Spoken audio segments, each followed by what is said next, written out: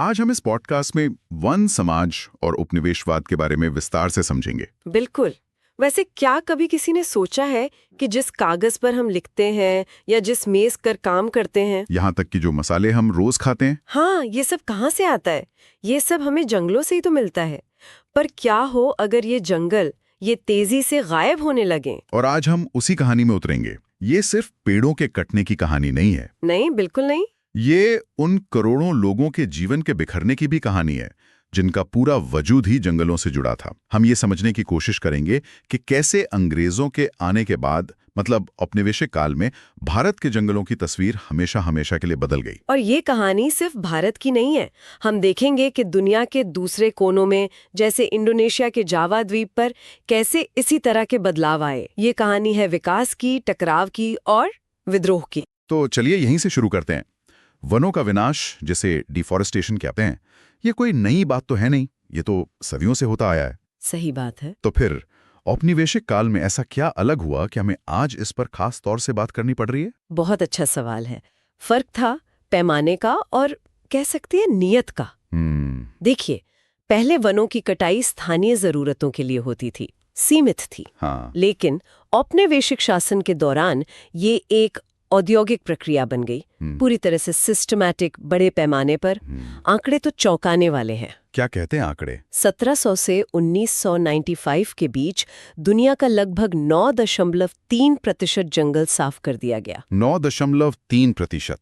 हाँ, और इसका एक बहुत बड़ा हिस्सा इसी औपनिवेशिक काल में हुआ। तो इसके पीछे की मुख्य वजहें क्या थीं? मैं अंदाजा लगा सकता हूं कि शायद खेती के लिए जमीन का विस्तार एक बड़ा कारण रहा होगा। हाँ, खेती एक बहुत बड़ा कारण थी, पर वैसी नहीं जैसी हम कल्पना करते हैं।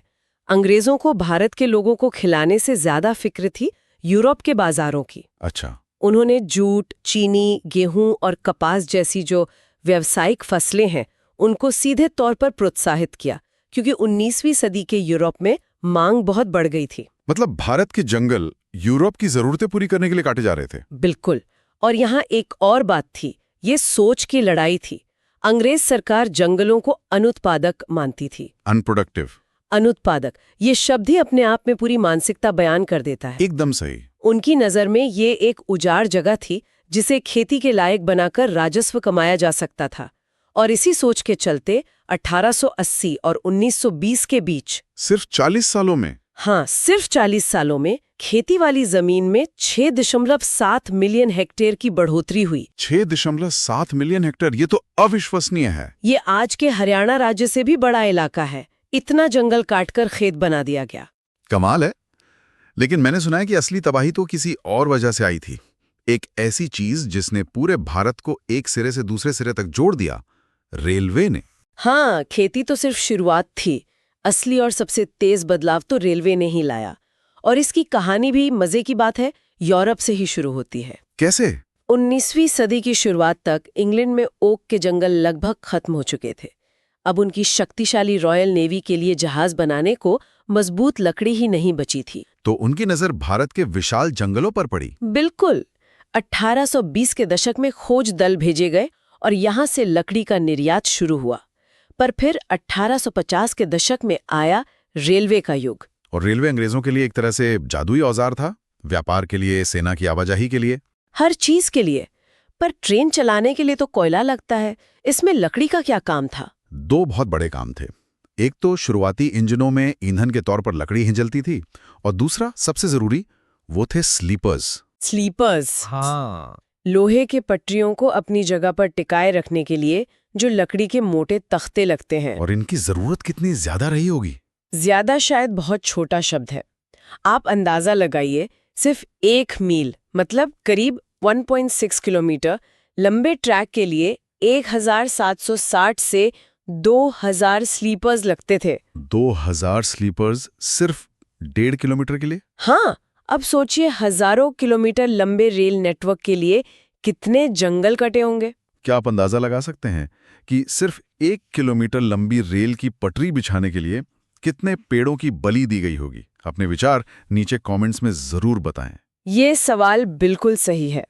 आंकड़े बताते हैं कि अकेले मद्रास प्रेसिडेंसी में 1850 के दशक में हर साल 35,000 पेड़ काटे जा रहे थे, सिर्फ स्लीपर्स के लिए। हर साल 35,000 पेड़। जी, सरकार ने ठेकेदारों को काम दिया और उन्होंने तो बस अंधाधुंध कटाई शुरू कर दी। नतीजा ये हुआ कि रेलवे लाइनों के आसपास के जंगल पूरी तरह गायब हो गए। ये तो जंगलों का पूरी तरह से औद्योगिकरण था। और एक तीसरा कारण भी था, बागान। हाँ, बागान। यूरोप में चाय, कॉफी, रबर, इन सब की मांग आसमान छू रही थी। तो इस मांग को पूरा करने के लिए प्राकृतिक जंगलों के बड़े बड़े हिस्सों को साफ कर दिया गया। और ये जमीनें यूरोपीय बागान मालिकों को कौड़ियों के दाम पर दे दी गईं। बिल्कुल। तो एक तरफ खेती, दूसरी तरफ जहाज और रेलवे, और तीसरी तरफ बागान। भारत के जंगलों पर चौतरफा हमला हो रहा था। इस सब के बीच अंग्रेजों ने इसे नियंत्रित करने के लिए कुछ तो किया होगा। उन्हें भी तो डर लगा होगा। हाँ, उन्हें डर लगने लगा कि जिस रफ्तार से स्थानीय लोग और ठेकेदार जंगल काट रहे हैं, कहीं उनके अपने काम के लिए ही लकड़ी ना बचे। उन्हें एक नियंत्रित विनाश चाहिए था। और यहीं से वैज्ञानिक वानिकी यानी साइंटिफिक फॉरेस्ट्री का विचार आया, है ना? बिल्कुल, यहीं से उन्होंने एक जर्मन विशेषज्ञ डाइटिच ब्रैंडिस को बुलाया। अच्छा, एक जर्मन को? हाँ, उन्हें भारत का पहला इंस्पेक्टर जनरल ऑफ फॉरेस्ट बनाया गया। पर एक मिनट, वैज्ञानिक वानिकी सुनने में तो ये बहुत सकारात्मक लगता है, जैसे कोई वैज्ञानिक तरक्की हो। लेकिन ये असल में जंगलों को बेहतर तरीके से काटने का एक सिस्टम था। यही तो विरोधाभास है, और यही इस शब्द का असली मकसद था, एक विनाशकारी प्रक्रिया को एक अच्छा, सम्मानजनक नाम देना। तो क्या था इस वैज्ञानिक वानिकी में? इसमें प्राकृतिक जंगलों को, जहां सैकड़ों किस्म के पेड़ पौधे एक साथ उगते थे, पूरी तरह काट दिया जाता था। और उनकी जगह एक ही किस्म के पेड़, जैसे सागौन या साल, सीधी कतारों में लगा दिए जाते थे। जैसे खेतों में फसलें उगती हैं। बिल्कुल, इन्हें बागान कहते थे। इसका सिर्फ एक ही मकसद था, जहाजों और रेलवे के लिए सीधी मजबूत इमारती लकड़ी उगाना। आज के पर्यावरणविद इसे वैज्ञानिक मानने से साफ इनकार करते हैं, क्योंकि ये जंगल की आत्मा यानी उसकी विविधता को ही मार देता है। और इस नई सोच को लागू करने के लिए तो कानून भी बनाए गए होंगे। जाहिर है, ब्रैंडिस ने 1864 में भारतीय वन सेवा की स्थापना की और 1865 में पहला भारतीय वन अधिनियम बनवाया। बाद में 1878 के अधिनियम ने इसे और भी सख्त बना दिया। उसने क्या किया? उसने जंगलों को 3 श्रेणियों में बांट दिया: आरक्षित, संरक्षित और ग्रामीण वन। और इसका मतलब क्या था आम लोगों के लिए? इसका मतलब था कि जो सबसे अच्छे और घने जंगल थे, उन्हें आरक्षित यानी रिजर्व्ड फॉरेस्ट घोषित कर दिया गया, और इन जंगलों में गांव वालों का घुसना पूरी तरह से मना था। पूरी तरह से? मतलब वो अपने इस्तेमाल के लिए एक सूखी टहनी तक नहीं उठा सकते थे? कुछ भी नहीं। सोचिए जरा, जिस जंगल को आप पीढ़ियों से अपना घर मानते आए हैं, एक सुबह आपको पता चले कि अब आप वहां के अपराधी हैं। इन कानूनों ने तो लोगों की पूरी जीवन शैली को ही अवैध बना दिया होगा। बिल्कुल। घर बनाने के लिए लकड़ी काटना, अपने पशुओं को चराना, खाने के लिए फल जड़ें इकट्ठा करना, ये सब अचानक से अपराध बन गए। शिकार करना? वो भी। लोगों को जिंदा रहने के लिए जंगलों से लकड़ी चुराने पर मजबूर होना पड़ा, और पकड़े जाने पर वे वन रक्षकों की दया पर होते थे, जो उनसे रिश्वत लेते थे। इसका असर खेती के तरीकों पर भी पड़ा होगा, खासकर झूम खेती पर। हाँ, झूम या घुमंतु खेती पर इसका बहुत बुरा असर पड़ा। ये खेती का एक सदियों पुराना टिकाऊ तरीका था, जिसमें जंगल के एक छोटे हिस्से को साफ करके कुछ साल खेती की जाती थी और फिर उसे जंगल को वापस उगने के लिए छोड़ दिया जाता था। एकदम सही। लेकिन यूरोपीय वनपालों को ये पसंद नहीं आया। उन्हें लगा कि इस प्रक्रिया में कीमती लकड़ी जल जाती है, और घूमते हुए किसानों से टैक्स वसूलना भी मुश्किल था। तो उन्होंने इस पर भी प्रतिबंध लगा दिया। हाँ, और इस एक फैसले ने लाखों लोगों को उनके घरों से विस्थापित कर दिया। उनकी पूरी जीवन शैली ही तबाह हो गई। और शिकार के नियम, वहां तो भेदभाव और भी साफ दिखा होगा। वहां तो बहुत ही ज्यादा। जहां एक तरफ स्थानीय लोगों के पारंपरिक शिकार को अवैध शिकार यानी पोचिंग बना दिया गया, वहीं दूसरी तरफ बड़े जानवरों का शिकार अंग्रेज अफसरों और राजाओं के लिए एक खेल बन गया। एक खेल? वो शौक के लिए शिकार करते थे। हाँ, और वो इसे अपनी बहादुरी का प्रतीक मानते थे। उनका तर्क था कि बाघ और तेंदुए जैसे खतरनाक जानवरों को मारकर वे भारत को सभ्य बना रहे हैं। और आंकड़े होश उड़ाने वाले हैं। 1875 से 1925 के बीच इनाम के लिए 80,000 से ज्यादा बाघ मारे गए। 80,000 बाघ? 1.5 लाख तेंदुए और 2 लाख भेड़िए। जॉर्ज यूल नाम के एक ब्रिटिश प्रशासक ने तो अकेले 400 बाघों का शिकार किया था। ये कोई शिकार नहीं था, ये तो एक पूरी प्रजाति को मिटाने जैसा अभियान लग रहा है। जाहिर है इन दमनकारी नीतियों के खिलाफ लोगों का गुस्सा कभी ना कभी तो फूटा ही होगा। और फूटा। बिल्कुल फूटा। ऐसा ही एक जबरदस्त विद्रोह 1910 में बस्तर में हुआ। बस्तर, जो आज छत्तीसगढ़ का हिस्सा है। हाँ, वहाँ कई आदिवासी समुदाय रहते हैं। 1905 में जब सरकार ने वहाँ के 2/3 जंगलों को आरक्षित करने का प्रस्ताव रखा तो लोगों में बेचैनी फैल गई। ऊपर से बढ़ा हुआ लगान, मुफ्त मजदूरी की मांग और भयानक अकाल। हालत पहले ही खराब थी। तो विद्रोह कैसे शुरू हुआ? इसकी पहल कांगेर वनों के धुरवा समुदाय ने की। गुंडाधुरा को इस आंदोलन का एक बड़ा नेता माना जाता है और विद्रोह का संदेश फैलाने का तरीका बहुत अनोखा था। कैसा? एक गांव से दूसरे गांव में आम की टहनियां, मिट्टी का ढेला, मिर्च और तीर भेजे जाने लगे। एक तरह का कोड था। हाँ, एक खामोश संदेश कि अब लड़ाई का वक्त आ गया है। और फिर क्या हुआ? विद्रोह की आग तेजी से फैली। लोगों ने बाजार लूटे, अफसरों और व्यापारियों के घर जला दिए, स्कूल और पुलिस स्टेशनों पर हमला किया। वो हर उस चीज को निशाना बना रहे थे जो औपनिवेशिक शासन का प्रतीक थी। और अंग्रेजों ने इसे कैसे दबाया? उन्होंने सेना भेज दी। विद्रोहियों को सरेआम कोड़े मारे गए, बेरहमी से सजा दी गई। विद्रोह को कुचलने में 3 महीने लग गए। पर क्या वो गुंडाधुर को पकड़ पाए? नहीं, वे कभी गुंडाधुर को नहीं पकड़ पाए। फिर भी विद्रोहियों को एक बड़ी जीत मिली। सरकार को पीछे हटना पड़ा। जंगलों को आरक्षित करने का काम रोक दिया गया और जो इलाका आरक्षित किया जाना था उसे भी लगभग आधा कर दिया गया। ये दिखाता है कि जब लोग एक साथ खड़े होते हैं तो बड़ी से बड़ी ताकत को भी झुका सकते हैं। बिल्कुल।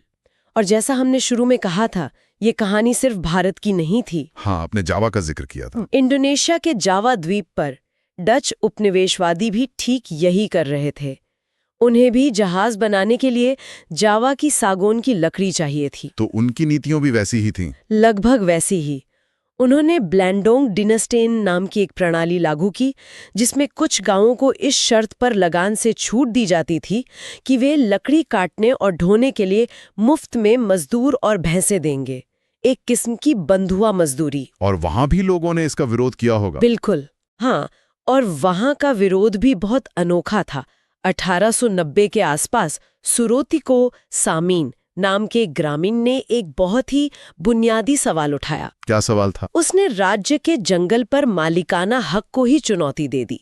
उसका तर्क बहुत सीधा और गहरा था। सामीन ने कहा कि राज्य ने हवा, पानी, जमीन और लकड़ी नहीं बनाई है तो वह इसका मालिक कैसे हो सकता है।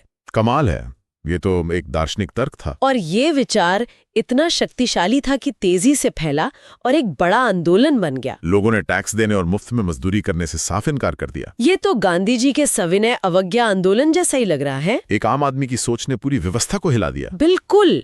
तो भारत से लेकर जावा तक ये एक ही कहानी थी। लेकिन क्या वक्त के साथ इस सोच में कोई बदलाव आया? बदलाव आया, लेकिन बहुत धीरे धीरे और बहुत संघर्ष के बाद। 1980 के दशक तक आते आते दुनिया भर की सरकारों को ये समझ आने लगा कि वन समुदायों को जंगलों से दूर रखने की नीति काम नहीं कर रही है। इससे सिर्फ टकराव पैदा हो रहा है। हाँ, अब सिर्फ इमारती लकड़ी हासिल करने के बजाय वनों का संरक्षण एक ज्यादा बड़ा लक्ष्य बन गया है और ये माना जाने लगा है कि इस लक्ष्य को स्थानीय लोगों के बिना हासिल नहीं किया जा सकता। मतलब अब लोगों को भागीदार बनाने की बात हो रही है। बिल्कुल। संरक्षण का सबसे अच्छा तरीका यही है। भारत में तो इसके हजारों साल पुराने उदाहरण हैं। कई गांवों ने सरना या देवराकुडू जैसे पवित्र उपवनों के रूप में आज भी घने जंगलों को बचाकर रखा है। क्योंकि वो उन्हें सिर्फ लकड़ी का स्रोत नहीं बल्कि देवता का निवास मानते हैं। एकदम सही। तो कुल मिलाकर ये कहानी एक सामुदायिक संसाधन को एक सरकारी व्यावसायिक संपत्ति में बदलने की है, जिसका असर न सिर्फ जंगलों पर बल्कि उन करोड़ों लोगों की जिंदगी और संस्कृति पर पड़ा जो पीढ़ियों से इन पर निर्भर थे। और ये टकराव और प्रतिरोध की कहानी आज भी खत्म नहीं हुई है। आज भी दुनिया के कई हिस्सों में विकास परियोजनाओं और स्थानीय समुदायों के बीच जंगलों के अधिकार को लेकर संघर्ष जारी है। रूप बदल गया है, पर लड़ाई। इस पूरी चर्चा से बहुत सारे सवाल भी मन में उठते हैं। हम अपने श्रोताओं से कुछ सवाल पूछना चाहेंगे जिनके जवाब वो कमेंट्स में दे सकते हैं। जरूर। पहला, वैज्ञानिक वानिकी वास्तव में कितनी वैज्ञानिक थी? इसके क्या फायदे और नुकसान थे? दूसरा, बस्तर के विद्रोह का मुख्य कारण क्या था और इसके क्या परिणाम हुए? तीसरा, भारत में अंग्रेजों और जावा में डचों की वन नीतियों में आपको क्या समानताएं और अंतर दिखे? और चौथा, क्या आज भी वन समुदायों और सरकार के बीच जंगलों के उपयोग को लेकर संघर्ष होता है?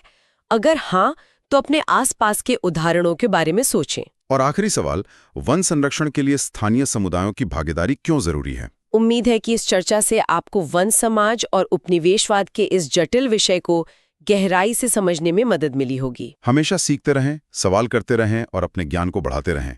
आपकी परीक्षाओं के लिए ढेर सारी शुभकामनाएं। DRNA चैनल के साथ बने रहने के लिए धन्यवाद। अगली बार फिर मिलेंगे एक नए और दिलचस्प विषय के साथ।